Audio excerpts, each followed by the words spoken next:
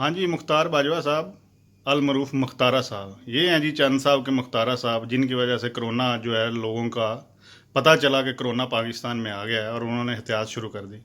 तो ये मुख्तार साहब जो हैं, अल मरूफ मुख्तारा साहब, ये खुद भी कोरोना जो है भुगत के आए हैं। तो मुख्तार साहब, फिर कैसा रहा कोरोना? को वाकई बड़ी सख्त किस्म की बीमारी है? जी बिल्कुल, बड़ी सख्त किस्म की बीमारी है।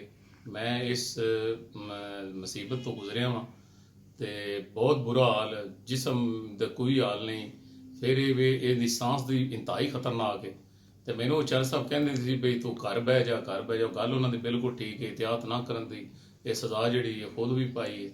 ਤੇ ਮੈਂ ਸਾਰੇ ਦੋਸਤਾਂ ਨੂੰ ਵੀ ਸਾਰਿਆਂ ਨਹੀਂ ਕਹਾਂਗਾ ਤੇ ਬੜੀ ਖਤਰਨਾਕ ਬਿਮਾਰੀ ਹੈ।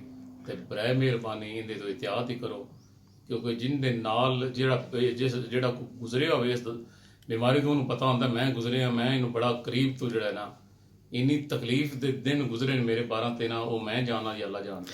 ਤੇ ਤੁਸੀਂ ਕਿਉਂਕਿ ਸਿਆਸੀ ਲੋਕਾਂ ਦੇ ਨਾਲ ਤੁਹਾਡਾ ਯਾਨੀ ਵਾਸਤਾ ਰਹਿੰਦਾ ਹੈ ਤੇ ਉਹਨਾਂ ਦੇ ਡੇਰਿਆਂ ਤੇ ਵੀ ਆਉਂਦੇ ਜਾਂਦੇ ਰਹਿੰਦੇ ਹੋ ਚੰਦ ਸਾਹਿਬ ਦੇ ਨਾਲ, ਤੇ ਕੀ ਮੈਸੇਜ ਦਿਓਗੇ ਸਿਆਸੀ ਲੋਕਾਂ ਨੂੰ? ਉਹਨਾਂ ਦੇ ਡੇਰਿਆਂ ਤੇ ਜਿਹੜੇ ਮਹਿਫਲਾਂ ਚੱਲਦੀਆਂ ਨੇ ਉਹਨੂੰ ਖਤਮ ਕਰਨਾ ਚਾਹੀਦਾ? ਬਿਲਕੁਲ, ਮੈਂ ਕਹਿੰਦਾ ਮੈਂ ਖਤਮ ਕਰਨਾ ਚਾਹੀਦਾ। ਜਿੰਨਾ ਦੇਰ ਕਰੋਨਾ ਹੈ ਇਹਨੂੰ ਖਤਮ ਕਰਨਾ ਚਾਹੀਦਾ। ਇਹ ਖੁਦ ਲੋਕਾਂ ਨੂੰ ਸੋਚਣਾ ਚਾਹੀਦਾ। ਇਹ ਇੰਤਹਾਈ ਖਤਰਨਾਕ ਬਿਮਾਰੀ ਹੈ। ਵੇਖੋ ਵਰਲਡ ਲੈਵਲ ਤੇ ਇੰਨੀ ਜੀ ਦੁਨੀਆ ਜਿਹੜੀਆਂ ਨਾ 5 ਲੱਖ ਤੋਂ ਉੱਤੇ ਬੰਦੇ ਜਿਹੜੇ ਨੇ ਉਹ ਦੂਸਰਾ ਇਹਦੇ ਦੇ ਫੌਤ ਹੋ ਚੁੱਕੇ ਨੇ। ਤੇ ਅਸੀਂ ਤੇ ਹੀ ਕਹਾਂਗੇ ਇਹਨੂੰ ਬਿਲਕੁਲ ਜਿੰਨਾ ਚਿਰ ਇਹ ਹੈ ਕਰੋਨਾ, ਇਹਨੂੰ ਬਿਲਕੁਲ ਕਿਸੇ ਕਿਸਮ ਦੀ ਸਿਆਸੀ ਐਕਟੀਵਿਟੀ ਨਹੀਂ ਹੋਣੀ ਚਾਹੀਦੀ।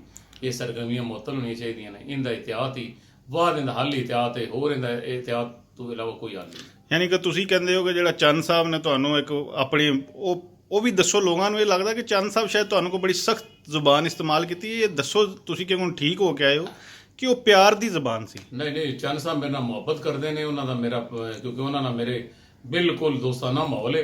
ਤੇ ਉਹਨਾਂ ਨੇ ਮੈਨੂੰ ਇਸ ਚੀਜ਼ ਉਹ ਮੇਰੇ ਨਾਲ ਮੁਹੱਬਤ ਕਰਦੇ ਨੇ। ਉਹਨਾਂ ਮੈਨੂੰ ਬੜੇ ਪਿਆਰ ਨਾਲ ਇਹ ਕੀਤਾ। ਉਹਨਾਂ ਦੀ ਲੈਂਗੁਏਜ ਬਿਲਕੁਲ ਪਿਆਰ ਵਾਲੀ ਸੀ।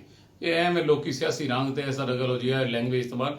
ਉਹਨਾਂ ਦੇ ਉਹ ਤੇ ਇੰਤਹਾਈ ਮਿੱਠੀ ਜ਼ਬਾਨ ਵਾਲੇ ਨੇ। ਉਹਨਾਂ ਨਾਲ ਤੇ ਬਾਹਰ ਬੰਦਾ ਜਿਹੜਾ ਮੁਲਾਕਾਤ ਕਰਦਾ ਤੇ ਉਹ ਆਂਦਾ ਜੀ ਦੂਸਰਾ ਚੰਦ ਵਰਗਾ ਇਖਲਾਕ ਹੀ ਕੋਈ ਨਹੀਂ। ਸਰ ਬਸ ਪ੍ਰੋਪਗੈਂਡਾ ਚਲਾਇਆ ਗਿਆ ਜੀ ਚੰਦ ਸਾਹਿਬ ਦੀ ਹੈ ਲੈਂਗੁਏਜ। ਚੰਦ ਸਾਹਿਬ ਤੇ ਅੱਜ ਤੱਕ ਹਰ ਕਿਸੇ ਨਾਲ ਦੋਸਤਾਨਾ ਮਾਹੌਲ ਰੱਖਦੇ।